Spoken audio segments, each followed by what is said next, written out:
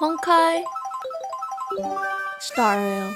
Hoyoverse's new game released almost a year ago now. I've heard whispers about how good this game is and how many similarities it has to Genshin, but I never really cared enough to try it out. But that was until, I don't know, I just woke up one day and felt like trying it. So before we start, allow me to educate you on my goals for this game. Number 1, find out who is Danhung and why is he so popular. And number 2, finish the first part of this game, which in my head means enough time to be comparable to finishing Mondstadt. So now with all that out the way, let's begin Honkai Star Rail!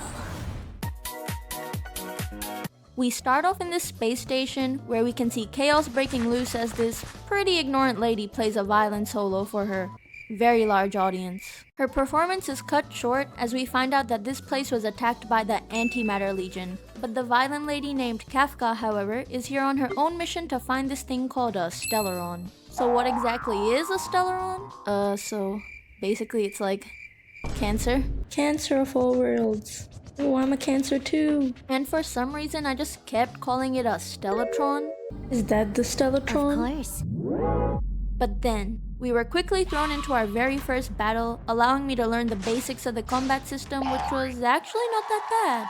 But turn-based combat will always make me laugh, cause why do we just stand there as our enemy like annihilates us? Fight back! Anyways, then I got really excited because I thought we played as Kafka in this game. Whoa, so I do play as Kafka. Okay. But my dreams were quickly shattered when this screen popped up. I was originally gonna pick the dude because I felt like switching it up, but then I made the mistake of clicking on the girl. Then Kafka just births us and abandons us. After experiencing our first trauma, the second one quickly follows as we wake up to this dude invading my personal space. I mean, they clearly don't teach boundaries on this space station. Then we meet this girl called March 7th and Danhung.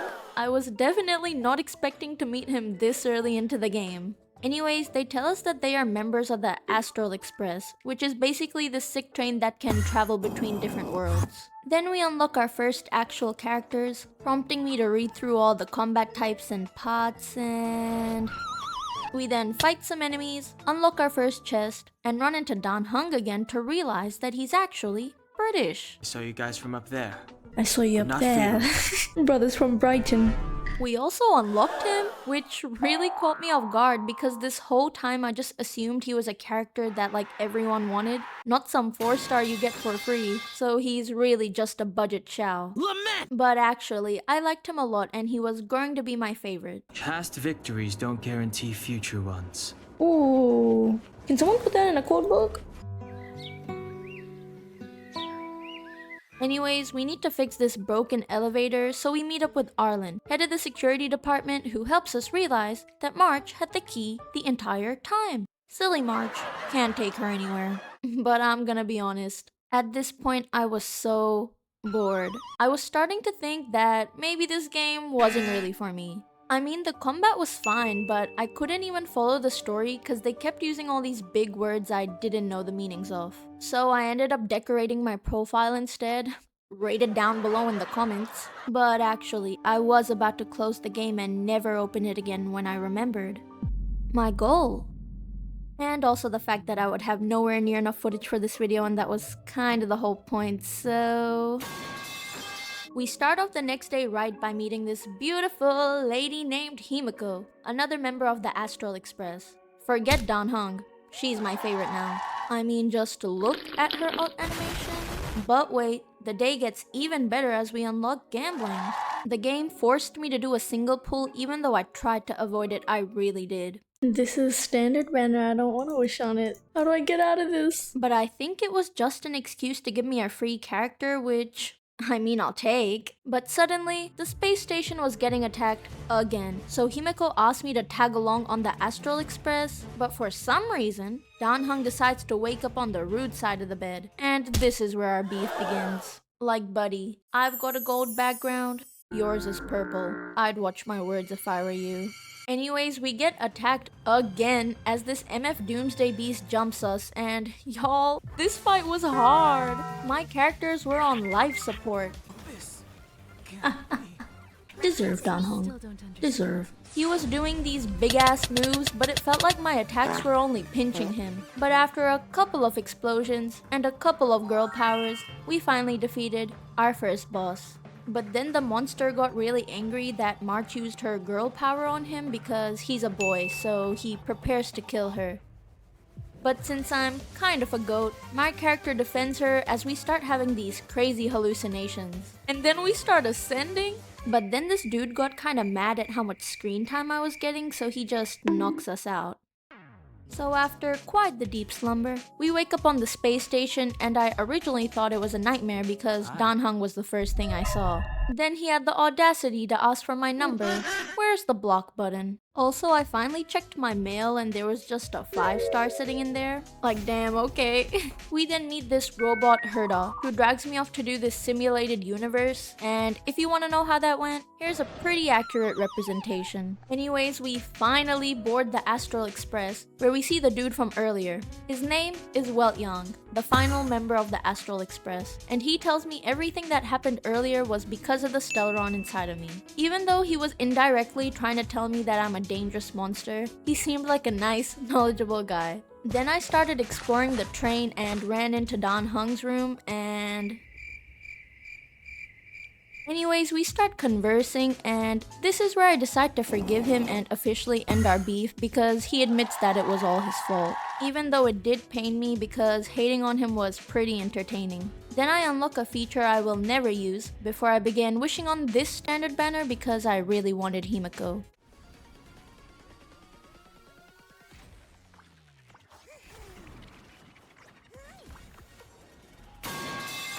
This had to be targeted, I don't care. Oh yeah, I also got this dude. Okay, Ridsley. Anyways, we get some March lore as we find out that she was literally just floating in space in a block of ice before she was saved. And we find out why she's called March 7th. Because they found her on March 7th. They could have gone with any name in the book, but no, let's call her a literal date. We then finally participate in our first jump, but of course there is an issue. What is the issue? A Stellaron?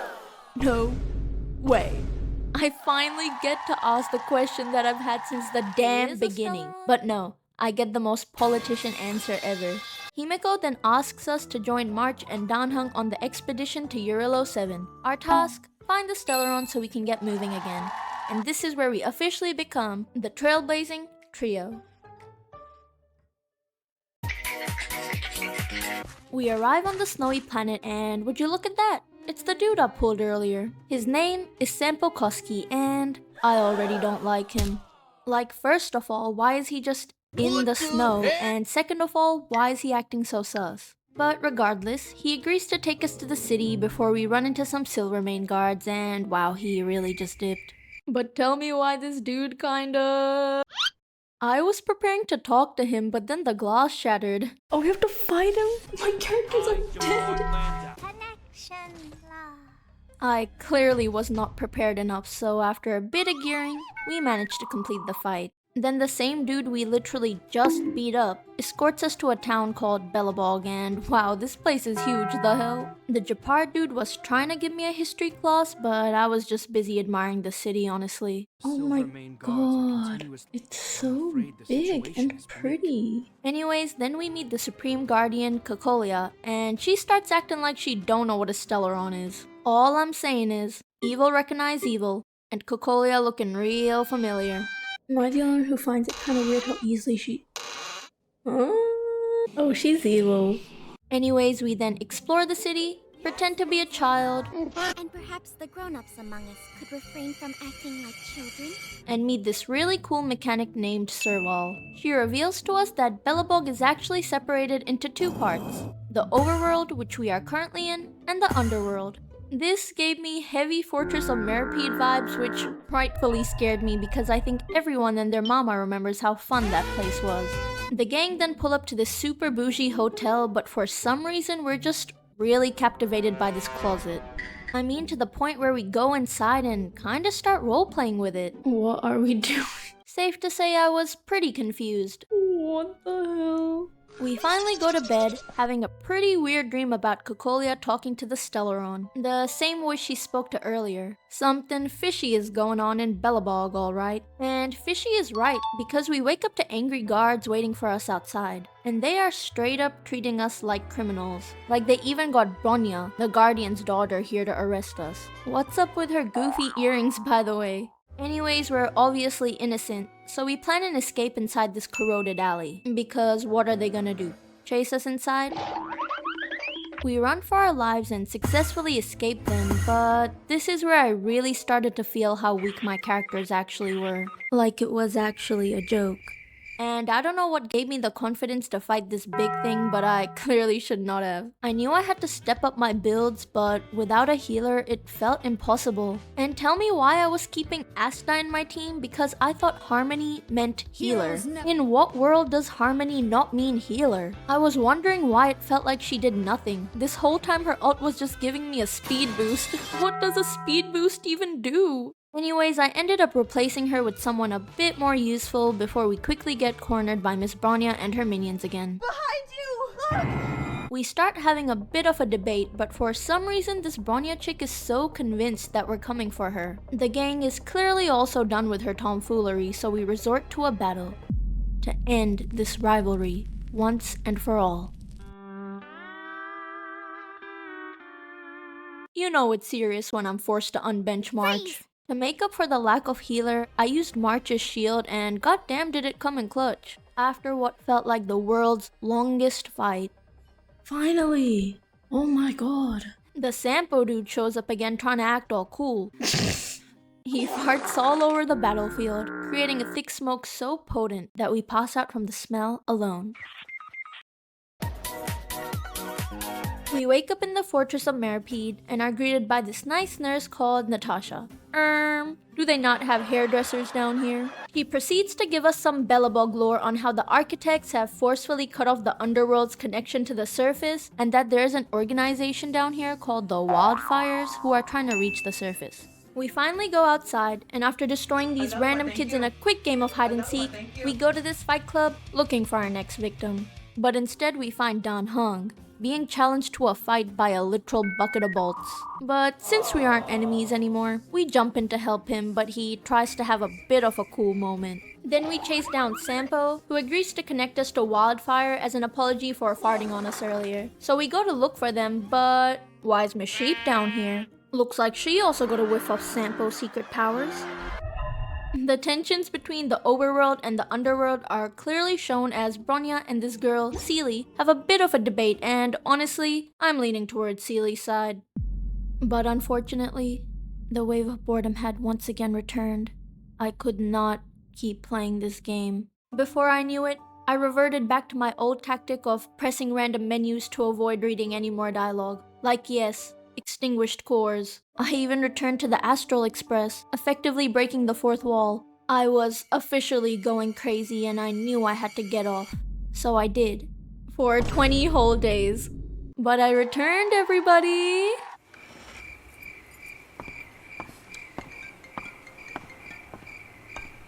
Despite my short hiatus, I was feeling super motivated and more ready than ever to show Starrail who's boss. So here's everything I did to catch back up. Firstly, I earned enough EXP to get to rank 15, helping me unlock 10 standard pulls which allowed me to pull for a guaranteed 5-star. I crossed my fingers praying for Himiko and...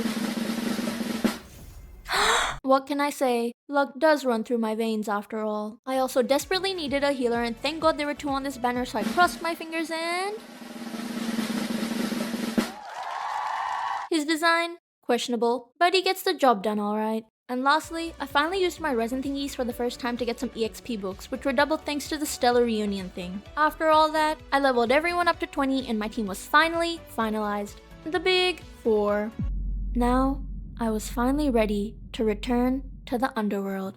We go into the mines in search of Wildfire's chief, but instead run into the nice nurse again. She tells us that there's been some thugs going around beating up miners for some coin. So, considering the charitable people we are, we gotta help, but there's definitely some interesting things down here. We've got snoozers, Dan Heng's distant cousins, You idiots. and a robot that makes your mom jokes in 2024. I don't want to be in these mines anymore. Thankfully, I'm quickly distracted by unlocking a new feature which I think might be called relics. Anyways, that your mom robot I mentioned earlier can actually help you find items. And that's perfect because we need help finding the materials to fix this perfectly placed minecart blocking the way. Surely, this device helps you find the materials in a concise and easy manner that doesn't make me want to rip my hair out.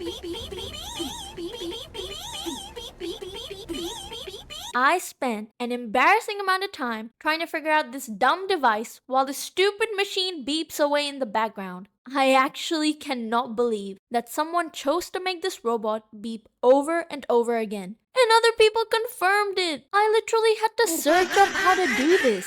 At least the comments understood my pain. But anyways, moving on. We finally reached the bottom of the mines to see this robot chatting to this little girl like they're homies. The robot is called Svarog, and according to Seely, he's meant to be evil, but I don't know, he just doesn't seem evil to me. Just emotionless, which makes sense, because he's a robot. But then again, my brain is fried from all the beeps, so maybe I shouldn't be theorizing right now. And after what felt like centuries, decades, eons, we finally meet the chief of Wildfire himself. But of course, even this MF doesn't know what a Stellaron is. And additionally, by the way, why does he not look exactly like this?